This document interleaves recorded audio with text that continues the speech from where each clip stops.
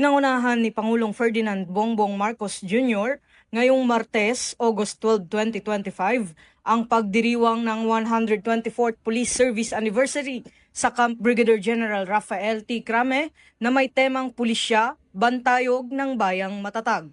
Bago ang pangunahing programa, bumisita si Pangulong Marcos kasama si Secretary of the Interior and Local Government John Vic Remulla sa PNP Command Center o PCC, kung saan tumanggap sila ng briefing mula kay PNP Chief Police General Nicolas Torre III hinggil sa 5-minute police response time program at mga teknolohiyang ginagamit upang mapabilis ang aksyon ng kapulisan sa mga insidente.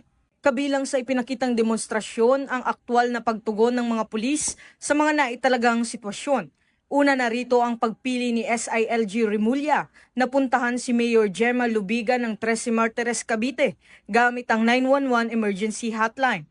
Nakarating ang mga pulis sa bahay ng alkalde sa loob lamang ng 2 minutes and 41 seconds mula sa pagtanggap ng tawag. Pinapili rin si Pangulong Marcos mula sa mga naka-standby na patrol car na may body-worn camera sa lugar na nakadisplay sa PCC screen para ipakita ang kahandaan ng mga pulis.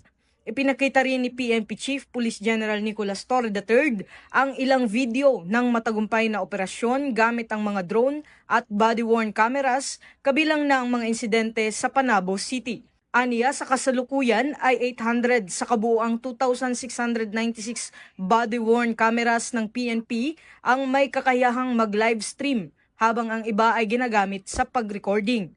Mahigit 40 miyembro naman ng PNP 911 Emergency Response Team ang nakastandby sa PCC para sa agarang aksyon sa mga emergency. Ang taunang pagdiriwang ay nagsilbing pagkakataon upang bigyang pugay ang mga natatanging pulis at unit na patuloy na naglilingkod ng buong husay at upang ipakita ang kahandaan ng PNP na magbigay ng mabilis at makabagong serbisyo sa sambayanang Pilipino.